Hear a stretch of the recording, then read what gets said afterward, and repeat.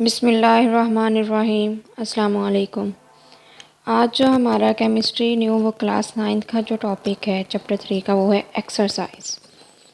Last topic में हम लोगों ने देखा था nature of bonding and properties, the ionic compounds की और कोवलेंट कंपाउंड्स की, उनकी किस बेस पे, टाइप ऑफ अट्रैक्टिव फोर्सेस की बेस पे जो उनमें प्रेजेंट होती हैं, तो उनकी जो उसकी प्रॉपर्टीज़ देखी थी आयनिक और कोवलेंट कंपाउंड्स। तो अब जो हमारा यहाँ पे है टिक द करेक्ट आंसर, मतलब हमने करेक्ट आंसर चूज़ करना है। When molten copper and molten zinc are mixed together, they give rise to a new substance called brass.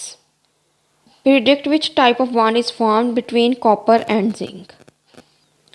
ये जब दो मेटल्स मिलके आपस में जो है एक न्यू सब्सटेंस बनाते हैं, इसे एलॉय कहते हैं। मतलब कोई भी दो मेटल्स होंगी, जैसे अब कॉपर, जो मोल्टन कॉपर है, मोल्टन जिंक मिलके ब्रास बनाती हैं। तो अब ये जो जिंक है ये भी मेटल है, कॉपर ये भी मेटल है, ठीक है। तो इनके दरमियान कौन सा बॉन्ड होगा, तो आपको नाम से पता चला दोनों मेटल्स हैं, तो इनके दरमियान मेटालिक, जो चार्ली है मेटालिक बॉन्ड होगा। पहला है coordinate covalent bond alpha, beta है आयोनिक बॉन्ड, चार्ली है मेटालिक बॉन्ड, डेल्टा है कोवलेंट बॉन्ड। तो जो इसका करेक्ट आंसर है वो है मेटालिक बॉन्ड। ब्रास का जो है एक और एलॉय होता है ब्रास के साथ, ब्रॉन्जे। वो किसका होता है, वो कॉपर का होता है और साथ टिन का होता है, वो भी दोनों मेटल्स होती हैं, ठीक है। तो उनमें भी क्या होगा, मेटालिक बॉन्ड। सेकेंड एमसीक्यूज है, which element is capable of forming all three types of bond, covalent, coordinate covalent और आयोनिक, ठीक है। तो अल्फ़ा है कार्बन, बीटा है ऑक्सीजन, चार्ली है मैग्नीशियम, डेल्टा है सिलिकॉन। तो कार्बन जो है हमेशा शेयरिंग करता है, तो ये तो नहीं आएगा, ये मतलब ये शेयरिंग के ज़रिए अपने बॉन्डिंग करता है। मैग्नीशियम मेटल है, ये भी अपनी जो है ये देता है, ये लेने की जो इसमें कैपेबिलिटी है ही नहीं। तो जो आयनिक बॉन्ड है ये होते हैं मेटल और नॉन मेटल के दरमियान है। कोवलेंट बॉन्ड दोनों नॉन मेटल्स के दरमियान है। कोऑर्डिनेट कोवलेंट बॉन्ड जो है ये डिपेंड करता है कि कौन सा उसके पास लोन पेयर है कि नहीं, तो ये डिपेंड कर रहा होता है लोन पेयर पे। तो जो कार्बन है हमेशा शेयरिंग करता है, ठीक है ना, ये एक्सेप्ट करता है या ना ये डोनेट करता है, ये शेयरिंग करता है।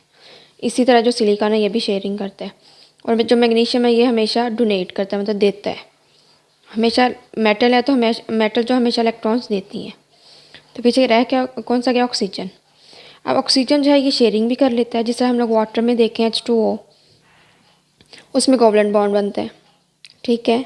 अगर या MgO मैग्नीशियम ऑक्साइड है, इसमें आयोनिक बॉन्ड भी बन जाता है। मतलब मैग्नीशियम, ये जो मेटल्स हैं दे देती हैं इलेक्ट्रॉन और ऑक्सीजन ले लेती हैं, एक्सेप्ट कर लेती हैं, तो इसमें आयोनिक बॉन्ड भी बनता है। और कोऑर्डिनेट कोवलेंट बॉन्ड कैसे बनता है, लोन पेयर। तो ऑक्सीजन के पास लोन पेयर भी हैं। अब ऑक्सीजन के पास क्या है, दो लोन पेयर होते हैं ना, तो इसका जो है ये है, इसके पास दो, वाटर में हम देखें इसके पास दो लोन पेयर होते हैं ना, दो तो कोवलेंट बॉन्ड होते हैं और दो लोन पेयर्स होते हैं, ठीक है। तो अब ये कोवलेंट बॉन्ड भी बना लेते हैं, ठीक है, जिसे वाटर में हम लोग देखते हैं। कोऑर्डिनेट कोवलेंट बॉन्ड भी बना लेते हैं, ठीक है। और जिसे हाइड्रोनियम आयन में देखते हैं, आयनिक बॉन्ड भी बना लेते हैं, जिसे मैग्नीशियम ऑक्साइड में देखते हैं। जैसा ये देखें मैग्नीशियम ऑक्साइड में ये आयनिक बॉन्ड है, ये दो इलेक्ट्रॉन दे के ऑक्सीजन जो है दो इलेक्ट्रॉन लेके दोनों आयनिक बॉन्ड बना रहे हैं। ये है आयनिक बॉन्ड मैग्नीशियम ऑक्साइड में MgO में।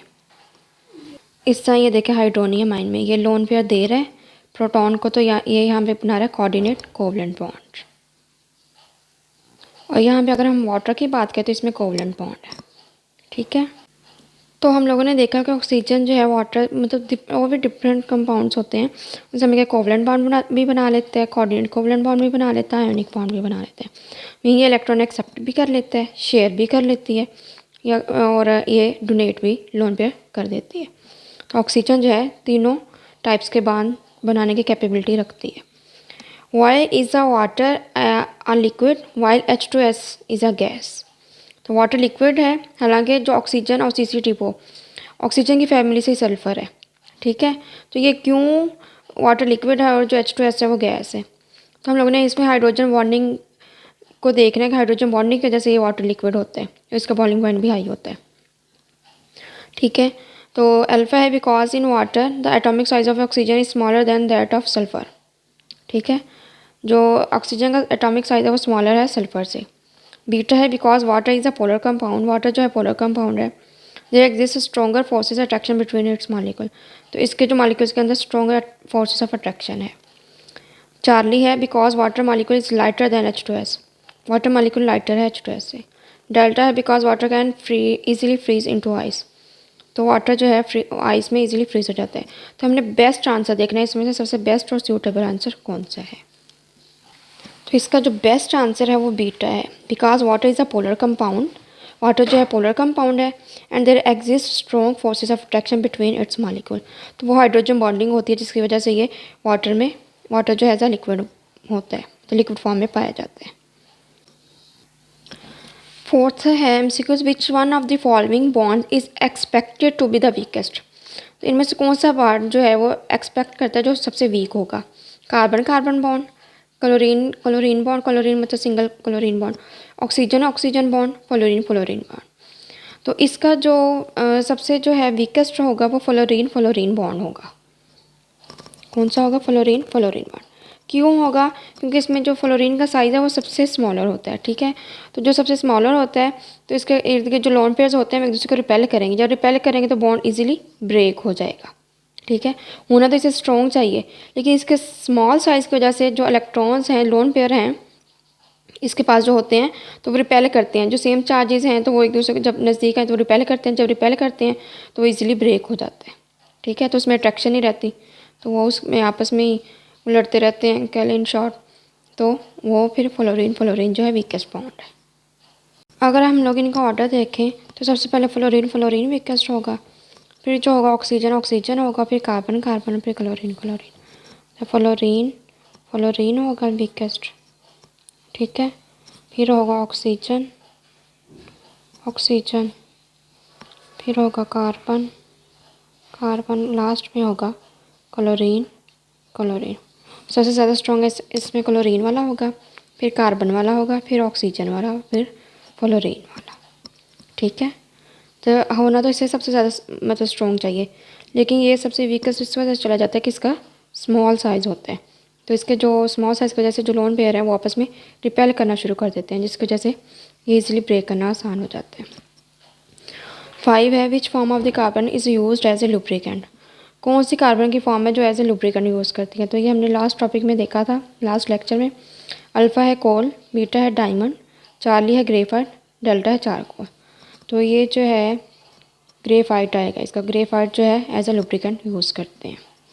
छठा है keeping in view the intermolecular forces of attraction indicate which compound has the highest boiling point. Forces of attraction को अगर देखें तो इनमें से सबसे हाईएस्ट बॉइलिंग पॉइंट किसके है? वाटर, अल्फ़ा है वाटर, बीटा है H2S हाइड्रोजन सल्फाइड, चार्ली है हाइड्रोजन फ्लोराइड, डेल्टा है अमोनिया। इसमें जो है अमोनिया भी गैस है, तो इसका तो मेल्टिंग जो बॉइलिंग पॉइंट है, सॉरी बॉइलिंग पॉइंट है जो इसका अमोनिया का वो कम होगा, इसका भी कम होगा, गैस है। HF का 19.5 होता है, तो वाटर है इसका 100 डिग्री सेल्सियस होता है, तो इसका वाटर का आएगा। Which metal has the lowest melting point, कौन सी मेटल जो है वो मेल्टिंग पॉइंट लो होता है उसका। तो हम लोगों ने जो देखा था प्रोडक्ट टेबल में, पहला हाली ने की रब से फरियाद, पहला जो अल्कली ग्रुप है, अल्कली मेटल ग्रुप है, तो उसमें जो है लिथियम सबसे पहले आता है, फिर वो हाइड्रोजन आता है, फिर लिथियम आता है। तो हाली ने सोडियम आता है, पोटाशियम आता है, रुबीडियम आता है, फिर सीजियम आता है। तो जब अगर ऊपर से नीचे जाएंगे ना तो मेल्टिंग पॉइंट जो है वो कम होते जाएंगे, ठीक है। तो अब देखते हैं कि सबसे नीचे कौन सा आता है। हाली ने की रब से फरियाद, मतलब जो इस अगर ऑप्शन जो दिए गए हैं ना उनमें अल्फ़ा लिथियम है, बीटा है सोडियम, चार्ली है पोटाशियम, डेल्टा है रुबीडियम। तो जो ऑप्शन दिए गए उनमें सबसे जो है रुबीडियम जो है इसका मेल्टिंग पॉइंट कम होगा। क्यों होगा? कि इसका साइज़ सबसे बड़ा होता है, तो इसमें जो इलेक्ट्रॉन निकालना ईजीली हो जाता है, इसकी वजह से जल्दी मेल्ट हो जाता है, साइज़ बड़ा होने की वजह से। फोर्सेस ऑफ अट्रैक्शन जो होती हैं न्यूक्लियस की आउटर मोस्ट इलेक्ट्रॉन पे वो कम होती हैं। विच आठवां है which ionic compound has the highest melting point, इनमें जो कौन सा आयोनिक कंपाउंड है वो हाईएस्ट मेल्टिंग पॉइंट रखते हैं, ठीक है। अल्फ़ा है सोडियम क्लोराइड, बीटा है पोटाशियम क्लोराइड, चार्ली है लिथियम क्लोराइड, डेल्टा है रुबीडियम क्लोराइड। तो इसका जो आंसर है वो है सोडियम क्लोराइड। होना तो जो है लिथियम क्लोराइड को चाहिए, लेकिन इसमें क्या होता है इसकी पोलराइजिंग पावर ज़्यादा होती है, तो इसमें पोलराइजिंग पावर की वजह से इसमें कोवलेंट करैक्टर आ जाता है, तो ये प्योर आयोनिक नहीं रहता, ठीक है। जब इसमें कोवलेंट करैक्टर आ जाता है तो इसका जो मेल्टिंग पॉइंट है वो लो हो जाता है। कोवलेंट कंपाउंड्स का जो वैसे भी लो होता है, ठीक है। तो इसमें जो बेस्ट है वो है सोडियम क्लोराइड। ये भी अगर ऊपर से नीचे जाएँ तो ये कम होता है, तो उन्होंने पूछा हाईएस्ट, तो हाईएस्ट जो सबसे ऊपर वाला होगा उसका हाईएस्ट होगा। लेकिन यहाँ पे एक्सेप्शनल केस है लिथियम क्लोराइड का। इस वजह से है कि इसका साइज़ जो होता है लिथियम आयन का Li पॉजिटिव का साइज स्मॉल होता है, इसकी पोलराइजिंग पावर ज़्यादा होती है, तो इसमें कोवलेंट करैक्टर ज़्यादा आ जाता है।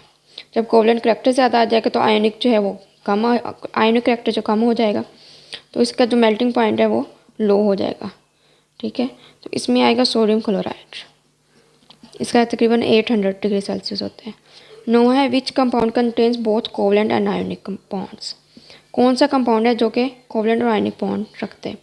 अल्फ़ा है मैग्नीशियम क्लोराइड, बीटा है अमोनियम क्लोराइड, चार्ली है कैल्शियम ऑक्साइड, डेल्टा है फास्फोरस ट्राईक्लोराइड। इसमें हम अगर देखें मैग्नीशियम क्लोराइड का, ये तो प्योर आयनिक कंपाउंड है। मैग्नीशियम मेटल है, क्लोराइड या क्लोरीन है ये नॉन मेटल है, ठीक से। बीटा को भी रहने दे। चार्ली है कैल्शियम ऑक्साइड, इसमें calcium metal, oxygen non metal है, ये भी आयनिक है। फास्फोरस ट्राईक्लोराइड, इसमें फास्फोरस भी नॉन मेटल है, क्लोरीन भी नॉन मेटल है, तो दोनों में कौन सा होगा कोवलेंट।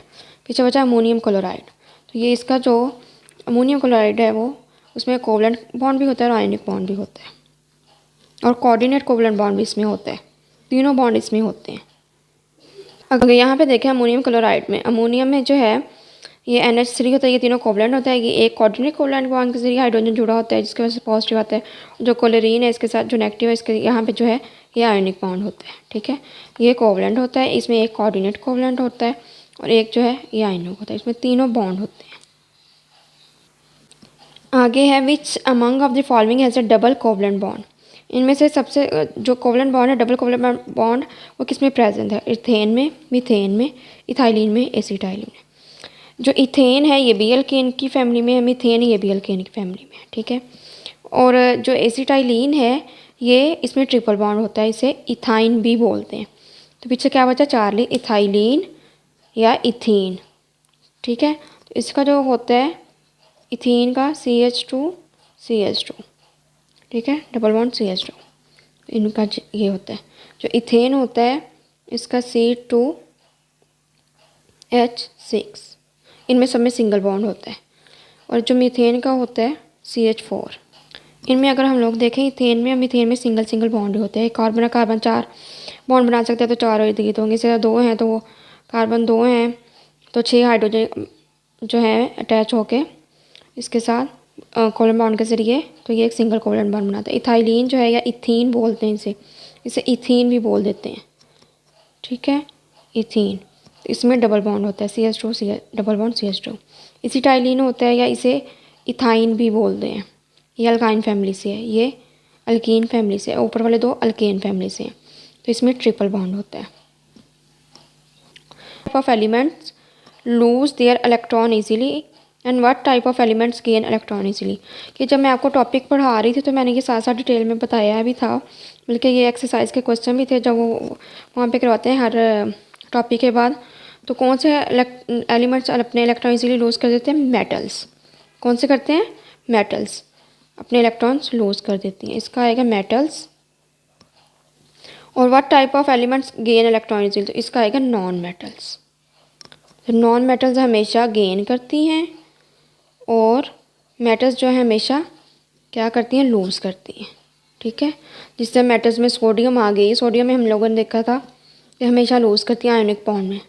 अब अगर हम यहाँ पे देखें आयनिक बॉन्ड में सोडियम जो है वो इलेक्ट्रॉन लूज़ कर रही है, जो क्लोरीन है एटम है ये जो है ये नॉन मेटल है तो ये हमेशा इलेक्ट्रॉन गेन करेगी, ठीक है। तो मेटल्स लूज़ करती हैं हमेशा, सोडियम मेटल है, और जो नॉन मेटल है हमेशा गेन करेंगे। Why does lower molecular mass covalent compound exist as a gases और low boiling liquids? जो लो molecular mass covalent compounds हैं वो गैसेस की फॉर्म में या लो बॉइलिंग लिक्विड्स की फॉर्म में क्यों पाए जाते हैं। एक इसमें 2 फैक्टर्स होते हैं, एक तो इसकी पोलराइजेबिलिटी कम होती है, मतलब नंबर ऑफ एटम्स कम है तो पोलराइजेबिलिटी कम है, मतलब पोलराइजेबिलिटी कम है क्योंकि नंबर ऑफ एटम्स कम है। दूसरा फोर्सेस ऑफ अट्रैक्शन भी कम है, ठीक है। जब ये दोनों चीज़ें जो हैं कम होंगी तो वो गैसेस या लिक्विड में होंगे, सॉलिड्स में ये दोनों चीज़ें ज़्यादा होती हैं। तो इसमें 2 फैक्टर्स हैं, पोलराइजेबिलिटी जो होगी वो इनमें कम होगी क्योंकि नंबर ऑफ एटम्स कम है ना, तो लो मालिकुलर मास है मतलब नंबर ऑफ़ एटम्स कम है, तो उनकी पोलराइजेबिलिटी भी कम होगी, तो नंबर ऑफ़ एटम्स कम है तो फोर्सेस ऑफ अट्रैक्शन भी कम होंगी। तो इस वजह से ये गैसेज और लो बॉइलिंग लिक्विड्स में होते हैं। तो पोलराइजेबिलिटी होती है जो एक एटम के इर्द गिर्द जो इलेक्ट्रॉनिक क्लाउड होता है ना वो कितना डिस्टॉर्टेड होता है, ठीक है, उसे कहते हैं पोलराइजेबिलिटी। तो इसका जो आंसर होगा because it has low polarisability and low forces और या फोर्सेस ऑफ अट्रैक्शन वीक, मतलब because it has low polarising power या low polarisability and forces for attraction are also weak, so it exist in the form of gases और low boiling liquids. आगे है give one example of an element which exist as a crystalline solid and it has a covalent bond in its atoms. तो हमने कोई एक element बताना है जो कि क्रिस्टलाइन सॉलिड भी हो और उसमें कोवलेंट बॉन्ड भी हो मतलब उसके एटम्स।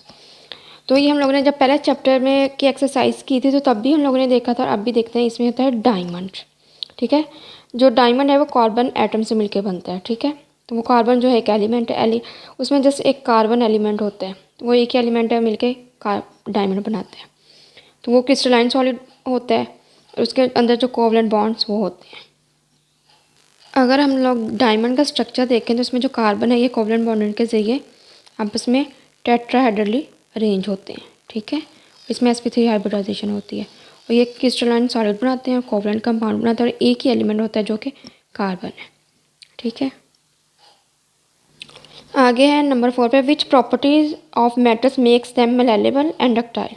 कौन सी प्रॉपर्टी है जो मेलेबल और डक्टाइल बनाते हैं, मतलब शीट्स में कन्वर्ट करने के लिए यूज़ करते हैं और वायर्स में, तो उनको मतलब उनको उनकी शेप कैसे चेंज करते हैं उसमें शीट्स में और वायर्स में। तो इसका आंसर यहाँ से आ जाएगा in metals atoms are strongly held and arrange in the form of rows one above the other. मतलब जो एटम्स हैं इसके क्या कहते हैं मेटल्स के, वो क्या कहते हैं रो की फॉर्म में अरेंज होते हैं, अबव रोज की फॉर्म में above each other. This arrangement makes them hard and heavy. जो इनकी अरेंजमेंट होती है इन्हें हार्ड भी बनाती है और हैवी बनाती है। यहाँ से फिर जो बेस्ट आंसर है यहाँ से when pressure is applied on the metals, जब थोड़ी सी हम लोग फोर्स या प्रेशर लगाते हैं the upper row of atoms slip past the lower row, जो अपर रो होती है एटम्स की वो स्लिप कर जाती है लोअर रो पे। तो as a result their shapes are changed, तो इसकी वजह से इनकी जो शेप्स हैं वो चेंज हो जाती हैं। तो metals can easily be drawn into wires, wires जैसा डक्टाइल है, मतलब इस डक्टाइल को कहेंगे वायर्स और शीट्स मेलेबल, तो इसे वायर्स और शीट्स में कन्वर्ट कर सकते हैं, या डक्टाइल या मेलेबल होती हैं। तो यहाँ से ये आंसर है। अगर हम लोग यहाँ से भी देखें तो ये देखें ये एक रोज़ में और अबव ईच अदर जो है वो क्या कहते हैं अरेंजमेंट है। अगर थोड़ा सा हम लोग प्रेशर अप्लाई करते हैं तो ये थोड़ी सी स्लिप हो जाती हैं, जिस वजह से इनकी शेप चेंज हो जाती है। इस वजह से हम इन्हें वायर्स और शीट्स में या मेलेबल और डक्टाइल जो है वो उसमें उसकी वो प्रॉपर्टी शो करती हैं। आगे है 5वां, इस कोऑर्डिनेट कोवलेंट बॉन्ड है strong bond. Coordinate covalent bond strong bond है। ये इसका जो ऑर्डर है ना वो ये आयोनिक और जो कोवलेंट से वीक है जो इसका ऑर्डर है, और हाइड्रोजन बॉन्ड से और वैन डेर वाल्स फोर्सेस से ये स्ट्रॉन्ग है, तो ये बिटवीन आता है, ठीक है। अगर हम लोग ऑर्डर देखें सबसे पहले आयोनिक बॉन्ड सबसे ज़्यादा स्ट्रॉन्गेस्ट है, फिर कोवलेंट है, फिर कोऑर्डिनेट कोवलेंट है, फिर मेटालिक है, फिर हाइड्रोजन बॉन्ड है, फिर वैन डेर वाल्स फोर्सेस है। देखो सबसे पहले आयोनिक कोवलेंट कोऑर्डिनेट कोवलेंट जैसे जैसे हमने पढ़ा है, मेटालिक आ जाता है, फिर हाइड्रोजन बॉन्ड है, फिर van der Waals forces last में आ जाएगा, ठीक है। तो ये आयोनिक और कोवलेंट से तो वीक है, लेकिन मेटालिक से, हाइड्रोजन बॉन्ड से और वैन डेर वाल्स फोर्सेस से स्ट्रॉन्ग है। आगे है छठा, write down the formula dot and cross formula of nitric acid HNO3। इसका डॉट और क्रॉस फार्मूला लिखना है। तो अगर हम लोग देखें तो इसमें जो है कोवलेंट बॉन्ड होता है और कोऑर्डिनेट कोवलेंट बॉन्ड भी होता है। तो दो बॉन्ड्स होते हैं, कोवलेंट बॉन्ड भी और कोऑर्डिनेट कोवलेंट भी। तो देखें तो हाइड्रोजन जो है ये एक ऑक्सीजन के साथ शेयर कर रहा है, और जो नाइट्रोजन है वो तीनों ऑक्सीजन के साथ सराउंड कर रही है। तो नाइट्रोजन एक ऑक्सीजन के साथ डबल बॉन्ड बना रही है, एक के साथ सिंगल, ठीक है। और एक ऑक्सीजन है एक हाइड्रोजन के साथ सिंगल बना रही है और एक नाइट्रोजन के साथ, ठीक है। और यहाँ से जो इधर नीचे वाले ऑक्सीजन है ये नाइट्रोजन से अपना लोन पेयर दे के इसके साथ कोऑर्डिनेट कोवलेंट बॉन्ड बना रहा है, ठीक है। तो ये है इसका नाइट्रिक एसिड का डॉट एंड क्रॉस स्ट्रक्चर। जो मैंने ऑक्सीजन के है इसको डॉट से शो कर दिया है, जो नाइट्रोजन या हाइड्रोजन है इनको क्रॉस, इनके इलेक्ट्रॉन्स को क्रॉस से शो कर दिया है। ठीक है, तो यहाँ पे जो है दो डबल इलेक्ट्रॉन जो हैं पेयर, जो दो इलेक्ट्रॉन पेयर है वो शेयर हो रहे हैं तो डबल बॉन्ड है। यहाँ पे ये सिंगल हो रहा है तो सिंगल है, यहाँ पे भी सिंगल हो रहा है इलेक्ट्रॉन पेयर शेयर, तो यहाँ पे सिंगल इलेक्ट्रॉन पेयर शेयर। और ये यहाँ पे क्या कर रहा है, डोनेट कर रहा है नाइट्रोजन अपना लोन पेयर ऑक्सीजन को, तो यहाँ पे कोऑर्डिनेट कोवलेंट बॉन्ड बन रहा है। ठीक है, तो यहाँ पे भी देखें ये डुप्ले रूल को फॉलो कर रहा है, ये ऑक्टेट को फॉलो कर रहा है, ये भी ऑक्टेट को फॉलो कर रहा है और ये भी ऑक्टेट को फॉलो कर रहा है। ठीक है, तो यहाँ तक था हमारा लेक्चर। अगर किसी को कोई क्वेश्चन है किसी का तो वो कमेंट सेक्शन में पूछ सकते हैं। मिलते हैं नई वीडियो में नए टॉपिक के साथ, तब तक के लिए अल्लाह हाफिज़।